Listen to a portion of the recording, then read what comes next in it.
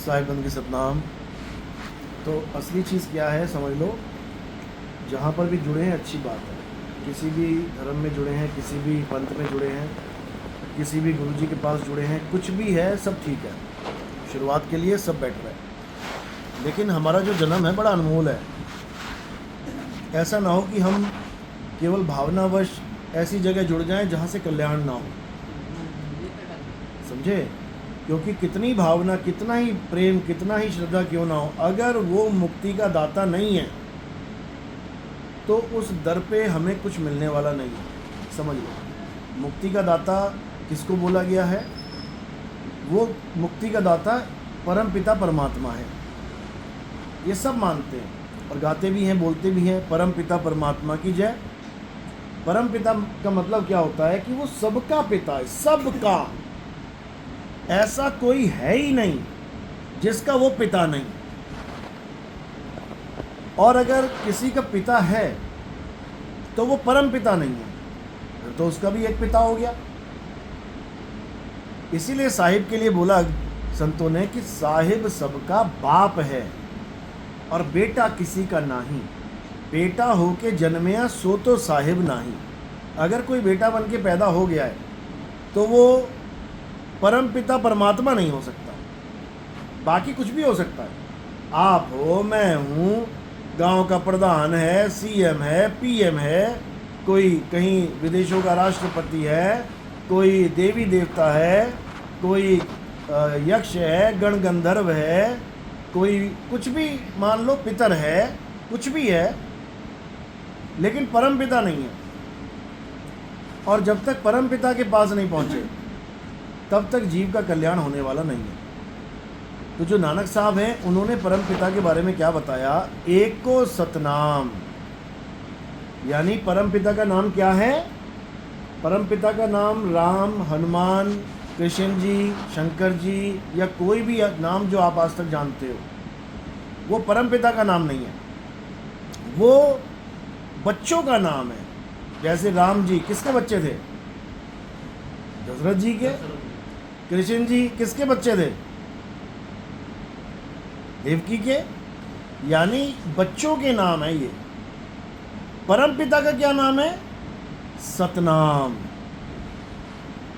जिसके लिए बोला है आद सत्य, जुगाद सत्य, है भी सत्य और नानक होसी भी सत्य। यानी वही सत्य है, उदे अलावा कोई है ही नहीं।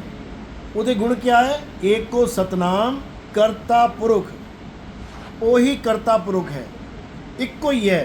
दो कर्ता पुरुष, दो परमात्मा है क्या? दो देवता हो सकते हैं, दो अवतार हो सकते हैं, दो गण गंधर्व हो सकते हैं, दो गुरु हो सकते हैं, लेकिन परमात्मा एक कोई है। ता करके बोलता एको सतनाम, कर्ता पुरुष, वही कर्ता पुरुष है, यानी उदय करके ही सब कुछ हो रहा है। हुण अगे गुण की है निरभव, वो किसी तो डरदा नहीं है। निर्वैर, वो किसी ਨੂੰ मारदा नहीं है। ਹੁਣ ਆਪਾਂ जिन्नी भी पूजा कर रहे हैं किसी की भी, तुसी उदी स्टोरी देख लो चक के, या तो वो डरेगा या वो किसी ਨੂੰ मारेगा। ये दो ही गुण परमात्मा च नहीं है, ना वो डरदा किसी तो और ना वो किसी ਨੂੰ मारदा है।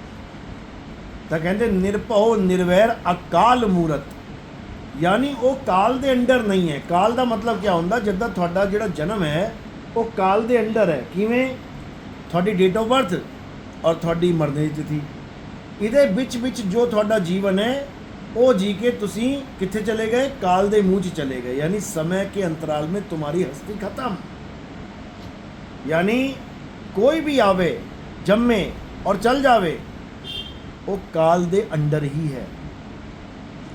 काल उदे शरीर का नाश करता है। हाँ, अगली बार फिर आ सकता हो दूआ शरीर लैके, लेकिन रहेगा काल दे अंडर।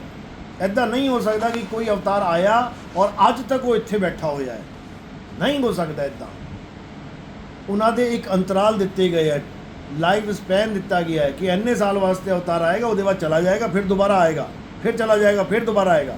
यानी काल दे अंडर है। लेकिन जिहड़ा परमात्मा है वो काल दे अंडर नहीं है।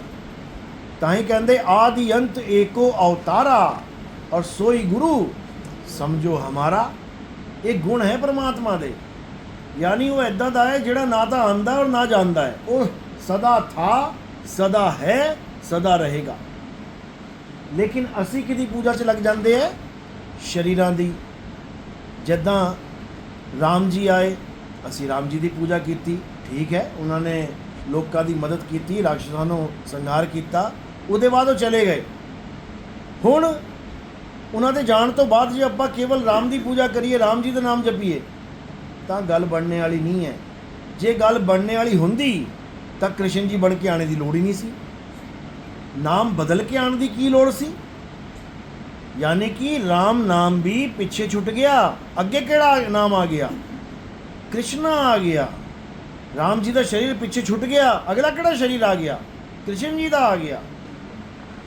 ਯਾਨੀ ਅਸੀਂ ਇਹਨਾਂ ਨੂੰ ਹੀ ਰੱਬ ਮੰਨ ਕੇ ਇਹਨਾਂ ਦੇ ਸ਼ਰੀਰਾਂ ਦੀ ਪੂਜਾ ਕੀਤੀ, ਠੀਕ ਹੈ, ਕੁਛ ਨਹੀਂ ਸੇ ਕੁਛ ਭਲਾ। ਲੇਕਿਨ ਅਸਲ ਦੇ ਵਿੱਚ ਗਿਆਨ ਕੀ ਕਹਿੰਦਾ ਹੈ?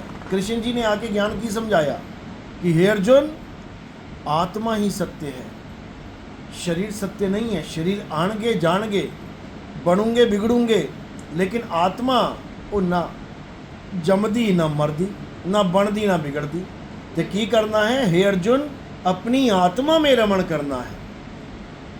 राम जी पिछे छुट गए, नहीं मिलने थानों, लभो नहीं मिलते, फोटोआं लैके घूम रहे सारे। अरे जिहड़ा बच्चा गवाच जावे उहदी फोटोआं ही लैके घूमदे हुंदे। लेकिन इसका मतलब ये नहीं कि बच्चा मिल गया। जेड़ा बंदा फोटो लैके घूम रहा है, इसका मतलब उन्होंने बच्चा अज तक मिलया ही नहीं। समझो, जेड़ा बंदा कह रहा है कि राम राम जपो, हरे कृष्णा जपो, राधे राधे जपो, जेड़ा बंदा जप रहा है, जब थोड़ा बच्चा गवाच गया, उसका नाम है गोपाल। हुण तुसीं की करोगे? गोपाल गोपाल गोपाल, उन्होंने पुकार रहे हो कि मेरी आवाज़ सुन के वो आ जाए, और वो आ गया। जब आ गया मेरे सामने खड़ गया, हुण मैं बोलांगा गोपाल गोपाल गोपाल? नहीं। इसका मतलब जेड़े अज तक कह रहे हैं, जेड़े अज तक नाम जप रहे हैं, राम राम राम राम राम, अल्लाह अल्लाह, वाहिगुरु वाहिगुरु, इसका मतलब वो अज तक उन्होंने कोल आया ही नहीं। क्योंकि जे वो आ जाता फिर बोलण की लोड़ ही नहीं सी। मैनू प्यास लगी, ओ भाई पानी लिया यार। अरे सुनिया नहीं, पानी ले आओ। और मैं क्या पानी ले आओ यार? कब तक बोलांगा मैं? जब तक पानी नहीं आ गया, और जब तक मैं पी लूँगा उसके बाद मैं कहूँगा पानी लिया। यानी अज तक जेड़े बाबे दे मंत्र नहीं छुट्टे, इसका मतलब उन्होंने कुछ मिलया ही नहीं। और जिन्होंने मिल गया वो तृप्त हो जाता, वो ना जपदा मुड़ के नाम नू। ते सानू ये रस्ता दिखाया जा रहा है कि नाम जपो ते रब नू पाओ, जबकि ये तरीका है ही नहीं है रब नू पाण दा। नाम जप के रब नू कदी पाया ही नहीं जा सकता। अगर नाम जप के रब नू पा लेंदे तो इस तो सस्ता सौदा कोई है ही नहीं। बैठे बैठे राम राम राम करी चलो, मिल जाऊगा। और भाई राम नू लभण वास्ते पहला राम नू जानना पैंदा है, राम है की है। ते कबीर साहब क्या समझा रहे हैं? एक राम दशरथ का बेटा, एक राम घट घट में बैठा, एक राम का सगल पसारा, और एक राम तीनों से न्यारा। यानी एक तन राम है जिहड़ा तन आया और चला गया, एक जीव राम है जिहड़ा उस तन नूं चला रहा सी, जिहदे करके तन जीवित था। एक मन राम है जिहड़ा जीव और तन दे विच मन बैठ के सारे काम करवा रहा सी, और एक आत्म राम है जिहड़ा तीनों से न्यारा है। तो गुरु ग्रंथ साहब की कहते हैं कि आत्मदेव पूजिए, गुरु के सहज सुभाए। यानी अगर पूजा करनी है किसी दी तो आत्मदेव की पूजा करो। उदा ना कोई प्यो ना कोई माँ, ना उदा कोई रंग ना कोई उदा रूप, और वो साढ़े सारिਆਂ 'ਚ विराजमान है। एक भी इदा का जीव नहीं है जिहदे कोल आत्मदेव नहीं है। जिद्दां असी सारे साह लै रहे हैं, एक भी इदा का जीव नहीं जिहड़ा साह दे दूर है, वायु तो दूर है, सारे वायु 'ਚ ही बैठे हुए हैं। इसी प्रकार वो आत्मदेव सारिਆਂ 'ਚ विराजमान है, लेकिन उन्होंने प्राप्त करने की विधि नहीं पता। ता करके असी कदी राम, कदी हरे कृष्णा, कदी राधे राधे, कदी अल्लाह अल्लाह, कदी वाहिगुरु वाहिगुरु, असी कोई ना कोई नाम फड़ लेंदे। बुरा नहीं है नाम, लेकिन अधूरा ज्ञान है। नाम जपना कोई माड़ा नहीं है। ਪਰ ਕਹਿੰਦੇ ਨਾ ਵੀ हाँ हाँ बोलो बोलो बोलो। ਕਿ ਕਹਿ ਲੈਂਦੇ ਨਾ ਜੇ ਤੁਹਾਨੂੰ ਨਹੀਂ ਕੁਝ ਪਾਠ ਕਰਨਾ ਆਉਂਦਾ ਤੁਸੀਂ ਇਹ ਵਾਹਿਗੁਰੂ ਸਤਨਾਮ ਕਰੀ हाँ बस यही गल है कि थानू पटरी ते लाना है, ਸਹੀ पटरी तो गिर ना जाओ। तुसी कहो मैंने पाठ करना आंदा नहीं, नाम मैंने जपना आंदा नहीं, मैं तो भाई अलग ही होने चल ना, पाठ नहीं आंदा, नहीं पढ़ी लिखी, कोई गल नहीं, तू वाहिगुरू वाहिगुरू करी जा। यानी एक भाव जोड़न वास्ते कि हाँ मैं भी नाम जपदी है, मैं भी रब नूं पाऊंगी, जबकि वाहिगुरू वाहिगुरू नाल राम राम नाल रब नूं नहीं पाया जा सकता। रब नूं किवें पावांगे? तत्व ज्ञान नाल। हे अर्जुन, इस दुनिया में दो प्रकार के तत्व हैं, एक असत्य एक सत्य। असत्य क्या है? ये काया ही असत्य है, ये एक दिन जमदी है मर जाती है। और सबदी काया, ये नहीं कि तेरी और मेरी और इन्हां दी, सबदी काया, राम जी कृष्ण जी हनुमान जी सबकी काया ये असत्य है, और आत्मा सत्य है, सबकी आत्मा, राम जी की कृष्ण जी की हनुमान जी की तुम्हारी हमारी सबकी आत्मा सत्य है। तो क्या करना है? अध्याय 3 17वां श्लोक, हे अर्जुन इस आत्मा में रमण करना है। यानी वो आत्मा रूपी परमात्मा थोड़े नाल 24 घंटे है। थोड़ी गड्डी भी वही चला रहा है, आत्मा है ताई तो चला रहे हो। आत्मा ने शरीर छड़ता फिर की होएगा? फिर वो साइड से खेतों से उतर जाएगी। यानी जो कुछ हो रहा है आत्मा करके हो रहा है, उस आत्मा को जानना है ताही कल्याण होएगा। तो ठीक है, शुरुआत कितों भी करो, लेकिन सानू ये पता होना चाहिए कि साडी आखिरी मंजिल कित्थे है, तो साडा जन्म ताही सफल होएगा। बोलिए परमपिता परमात्मा की सदा ही जय।